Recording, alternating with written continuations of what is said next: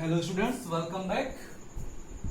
Here we are going to start class 11th, 4th unit, that is chemical bonding and molecular structure. This chapter is divided in two portions. One is chemical bonding and another is molecular structure. In first portion we will discuss chemical bonding. What is chemical bonding? Okay. Then what we can say to what is chemical bonding? We can say generally कि chemical bonding is any type of interatomic attraction. What I said, this is interatomic attraction.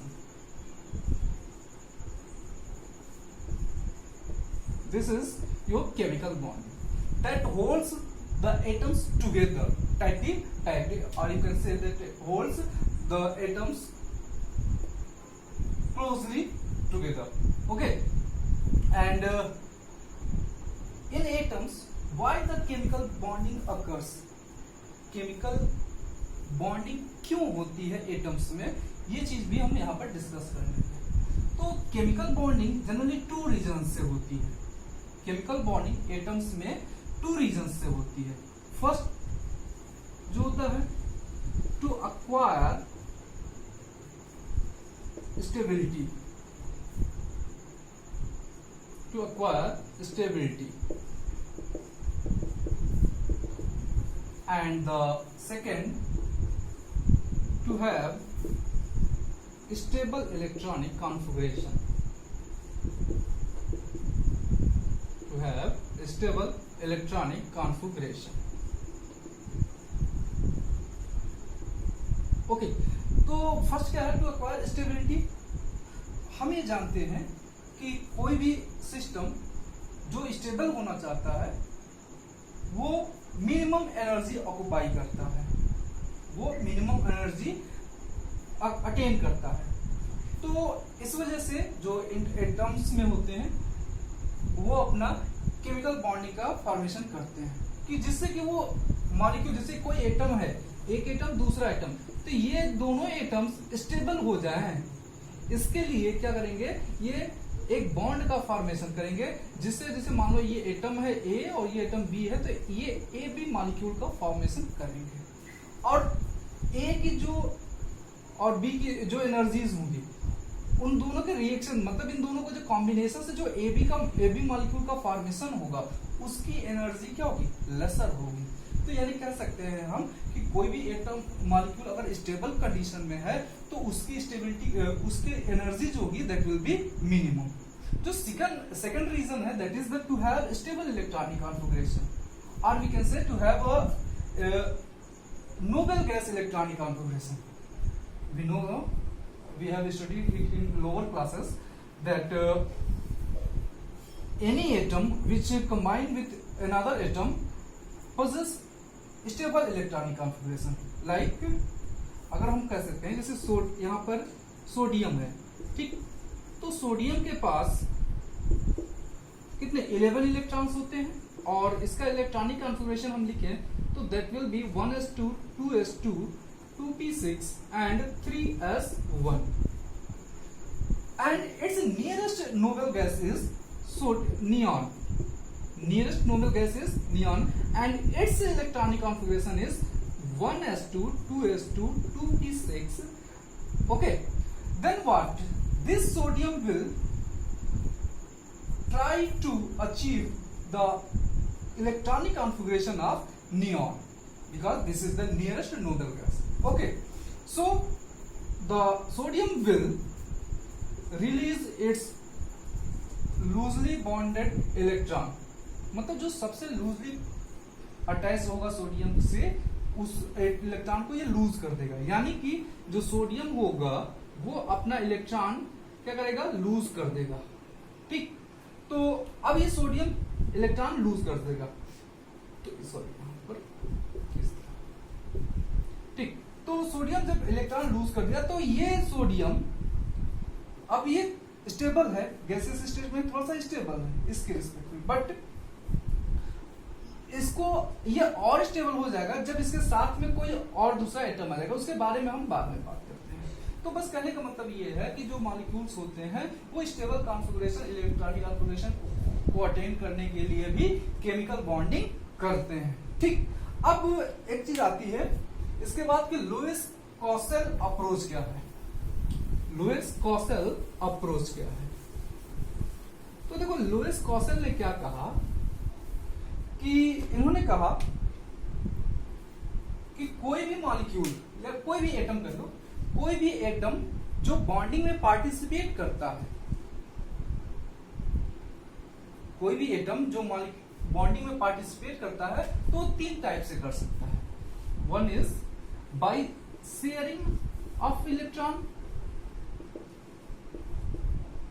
Bye donating electron and by receiving या accepting कर लो, accepting electron.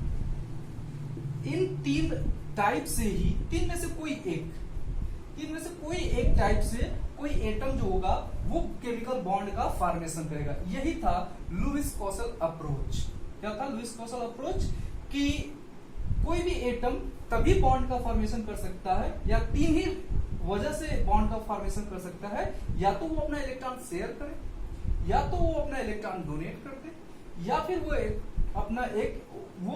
Electron क्या करे, accept कर ले। ठीक, तो इन तीन रीजन की वजह से कोई केमिकल बॉन्डिंग का फॉर्मेशन होगा।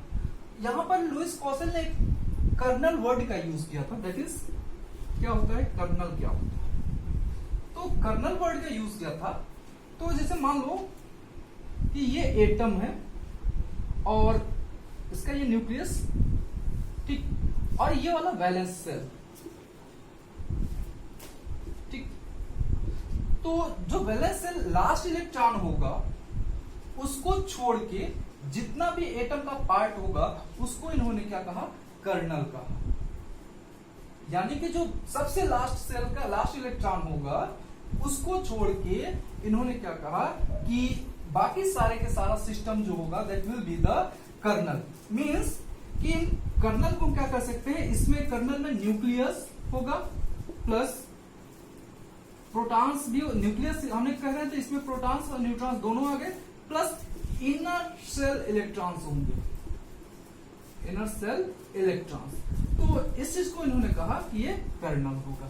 ठीक, तो आपको अब ये बात समझ में आ गई होगी कि लुईस कॉसेल अप्रोच क्या है टुवर्ड्स केमिकल। ओके, हम लोग को इस चैप्टर में कुछ बॉन्ड्स पढ़ने, that is ionic bond, ionic bond, covalent bond, coordinate covalent bond,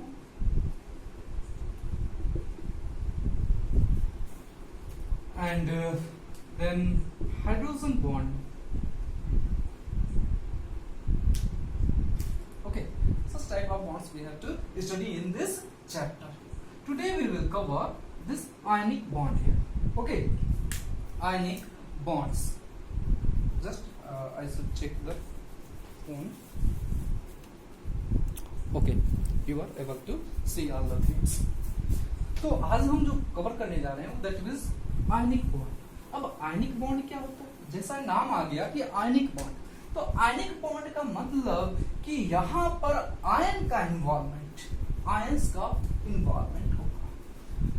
तो आयनिक बॉन्ड क्या होता है एक तरीके से, पहले एग्जांपल करते हैं फिर उसके बाद समझते हैं। जैसे देखो अभी जो एग्जांपल हमने लिया था सोडियम का, इसके पास 11 इलेक्ट्रॉन्स होते हैं, ठीक, इसका इलेक्ट्रॉनिक कॉन्फ़िगरेशन 281। और क्लोरीन ले लेते हैं, क्लोरीन का जो इलेक्ट्रॉनिक कॉन्फ़िगरेशन है 287, ठीक ना। अब यहां पर देखोगे जब आप कि सोडियम एक इलेक्ट्रॉन अपना डोनेट करके ऑक्टेट कंप्लीट कर सकता है, क्लोरीन एक इलेक्ट्रॉन एक्सेप्ट करके अपना ऑक्टेट कंप्लीट कर सकता है, ठीक। तो ये उसके बाद ये क्या करेंगे कि ऑक्टेट कंप्लीट हो जाएगा। तो जब होगा क्या कि जब ये सोडियम एक इलेक्ट्रॉन अपना डोनेट कर देगा, डोनेट कैसे करेगा, जब इसको कुछ बाहर से एनर्जी मिलेगी, इसको कुछ आयनाइजेशन एनर्जी मिलेगी, तब क्या करेगा, ये अपना एक इलेक्ट्रॉन डोनेट कर देगा और खुद क्या बन जाएगा, कैटायन बन जाएगा। क्लियर। दूसरा, जब क्लोरीन एक इलेक्ट्रॉन जो यहां से रिलीज हुआ, उसी को अगर एक ही सिस्टम है तो उसी को लेगा। तो जब कोई इलेक्ट्रॉन किसी एटम में ऐड होता है तो वहां से एनर्जी लिबरेट होती है, जिसको हम इलेक्ट्रॉन एफिनिटी या फिर इलेक्ट्रॉन गेन एंथैल्पी के नाम से जानते हैं। तो यहां से एक एनर्जी क्या होगी, रिलीज होगी, और जो क्लोरीन होगा उस पर चार्ज नेगेटिव आ जाएगा और ये एनायन बन जाएगा। ठीक, साथ में जो एनर्जी निकल रही है क्या हो जाएगा, उसको इलेक्ट्रॉन गेन एंथैल्पी के नाम से आप कर सकते हो। ठीक ना, इसको अगर बुक में देखोगे तो डेल्टा एच ई जी टाइप या कुछ और भी लिखा हो सकता है। ठीक, इलेक्ट्रॉन गेन एंथैल्पी के नाम से जानते हैं इसको। ठीक, अब क्या होगा कि ये कैटायन पॉजिटिवली चार्ज हो चुका है, ये कैटायन पॉजिटिवली चार्ज हो चुका है और ये क्लोरीन नेगेटिवली चार्ज हो चुका है। तो इनके बीच में एक इलेक्ट्रोस्टैटिक अट्रैक्शन वर्क करने लगेगा। व्हाट आई सेड, कि इलेक्ट्रोस्टैटिक अट्रैक्शन वर्क करने लगेगा, जिसकी वजह से ये सोडियम और ये क्लोरीन आयंस एक दूसरे से क्लोजली पैक्ड हो जाएंगे, एक दूसरे के क्लोजली क्या हो जाएंगे, क्लोजर हो जाएंगे। ठीक ना, तो उस केस में हम बोलेंगे कि that there is ionic bond formed. Okay, then we can understand what is ionic bond. In ionic bond there is a complete transfer of electron take place. First thing you should to keep in mind, in ionic bond there is complete transfer of electron take place. Here sodium releases its electron, chlorine gains that electron and becomes anion. तो यहाँ पर एक चीज तो हो जाएगी कि जो आयनिक बॉन्ड है that is electrostatic attraction, electrostatic attraction between the ions. Okay, तो इसको बोल सकते हो कि आयनिक बॉन्ड का फॉर्मेशन यहाँ पर हो जाएगा। ठीक, एक एग्जांपल और आपको बता दूं, दैट इज अगर मैं कहूं तो आप क्या कर सकते हो, कैल्शियम ऑक्साइड या मैग्नीशियम ऑक्साइड का ले सकते हो एग्जाम्पल। ठीक, मैं बताता हूं, आप देखो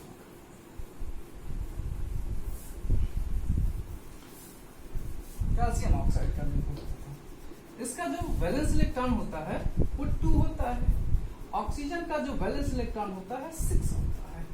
तो होगा क्या कि कैल्शियम कुछ आयनाइजेशन एनर्जी एक्सेप्ट करके अपने 2 इलेक्ट्रॉन्स को डोनेट कर देगा, और ये जो 2 इलेक्ट्रॉन्स डोनेट किए जाएंगे वो ऑक्सीजन के द्वारा एक्सेप्ट कर लिए जाएंगे, ऑक्सीजन उसको एक्सेप्ट कर लेगा और खुद ही O2 माइनस बन जाएगा, और साथ में कुछ इलेक्ट्रॉन एनर्जी क्या होगी यहाँ पर रिलीज होगी, जिसको हम बोलते हैं, क्या बोलते हैं, इलेक्ट्रॉन एफिनिटी। ठीक, अब यहाँ पर देखोगे कि कैल्शियम पर +2 चार्ज, ऑक्सीजन पे -2 चार्ज, तो इसको कहोगे कि दोनों चार्ज बॉडीज के चार्ज स्पीसीज के बीच में एक इलेक्ट्रोस्टैटिक अट्रैक्शन फोर्स वर्क करने लगेगा, जिसके वजह से ये दोनों आयंस एक दूसरे के क्लोजर हो जाएंगे। व्हाट आई सेड, कि दोनों आयंस एक दूसरे के क्लोजर हो जाएंगे, उस केस में यहाँ पर आयनिक बॉन्ड का फॉर्मेशन हो जाएगा। क्लियर। अब जो नेक्स्ट थिंग है वो हमें पढ़ना है फैक्टर्स अफेक्टिंग आयनिक बॉन्ड। ठीक, अच्छा, इससे पहले एक और टॉपिक दिख गया, दैट इज इलेक्ट्रोवैलेंसी। बहुत बार पूछा जाता है कि इलेक्ट्रोवैलेंसी क्या होती है। तो इलेक्ट्रोवैलेंसी को हम नॉर्मली इस तरह डिफाइन कर सकते हैं, the number of electrons donated by any atom और by other atom accepting electrons. मतलब क्या कर सकते हो कि जैसे मान लो यहाँ पर सोडियम है, तो सोडियम ने अपना कितना इलेक्ट्रॉन डोनेट किया, 1। ठीक ना, तो सोडियम की जो इलेक्ट्रोवैलेंसी है दैट इज 1, क्योंकि इसने सिंगल इलेक्ट्रॉन क्या किया, डोनेट किया है। उसी तरह अगर मैं ऑक्सीजन की बात करूं, जो दूसरा एग्जांपल अभी हमने बताया, उसमें ऑक्सीजन ने कितना इलेक्ट्रॉन एक्सेप्ट किया था, 2। तो ऑक्सीजन की जो इलेक्ट्रोवैलेंसी होगी that will B 2. It means the number of electrons shared that is called electrovalency. Okay, अब जो फैक्टर्स हम पढ़ते हैं, मेनली 2 टाइप के फैक्टर्स आप पढ़ लो. एक तो हमने अभी जो बताया कि आयनाइजेशन एनर्जी, और दूसरा अभी मैं बता रहा था इलेक्ट्रॉन एफिनिटी की बात कर रहा था, इलेक्ट्रॉन गेन एंथैल्पी की बात कर रहा था. आयनाइजेशन एनर्जी वो एनर्जी होती है जिसको किसी एटम को देने पे वहां से जो लास्ट इलेक्ट्रॉन, बैलेंस इलेक्ट्रॉन होता है लूजली पैक्ड, वो वहां से रिलीज हो जाता है. तो आयनिक बॉन्ड इस पे कैसे डिपेंड करता है कि किसी एटम के लिए मान लो कि जितनी ज्यादा कम आयनाइजेशन एनर्जी होगी, क्या मैंने कहा, जितनी कम एनर्जी होगी आयनाइजेशन एनर्जी, उतना ही आयनिक बॉन्ड क्या होगा, स्ट्रॉन्ग होगा, अच्छा होगा, मजबूत. तो हमने अभी बताया कि जितनी कम आयनाइजेशन एनर्जी होगी, थोड़ा सा वीडियो में दिक्कत आ रही थी, जितनी कम आयनाइजेशन एनर्जी होगी आयनिक बॉन्ड जो होगा उतना ही स्ट्रॉन्गर होगा. सेम जस्ट इसी का अपोजिट इसके लिए कम हो गया. इलेक्ट्रॉन एफिनिटी जो होगा जितना ज्यादा होगा उतना ही आयनिक बॉन्ड जो होगा स्ट्रॉन्गर होगा. ठीक ना, ये 2 फैक्टर्स होते हैं. ठीक, एक फैक्टर आप कर सकते हो difference in electronegativities, difference between electronegativities, EN से मैं कह दे रहा हूं इलेक्ट्रोनेगेटिविटीज. अगर 2 एटम्स हैं, 2 आयंस हैं, उनके इलेक्ट्रोनेगेटिविटी में अगर डिफरेंस 2 या इससे ज्यादा का है तो वहां पर आयनिक बॉन्ड का फॉर्मेशन होगा. जैसे कि जो सोडियम होता है उसका जो इलेक्ट्रोनेगेटिविटी है दैट इज 0.9 और जो क्लोरीन है this is around 3.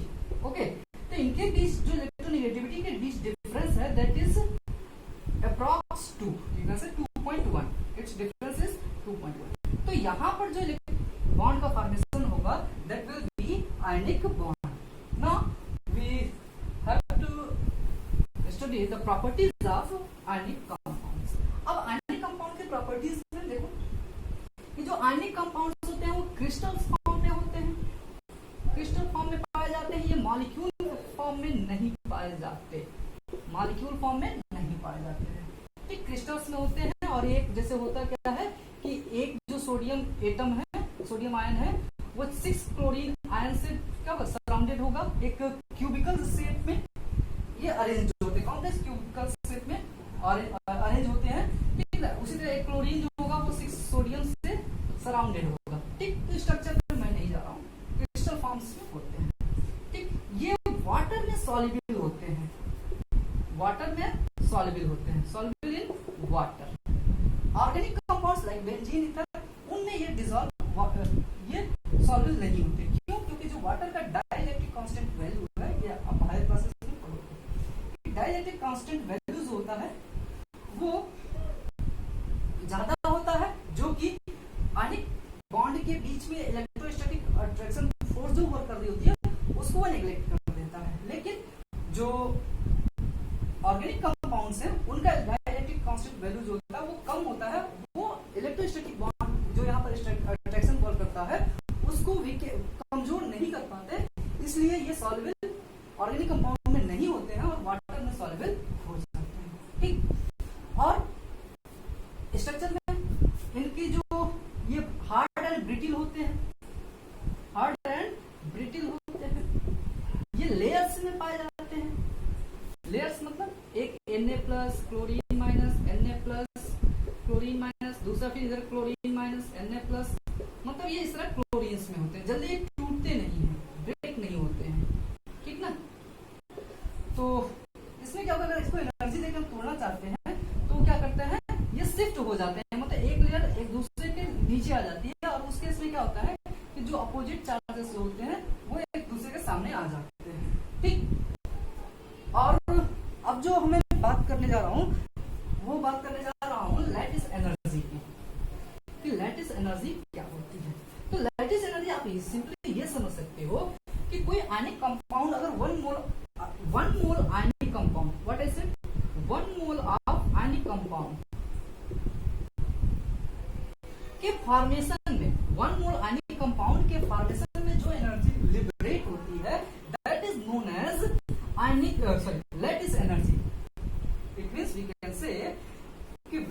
From the ions, किसके आयंस, इसी आयनिक कंपाउंड के आयंस, इसके इट्स कॉन्स्टिट्यूएंट, उसके आयंस से वन मोर आयनिक कंपाउंड का फॉर्मेशन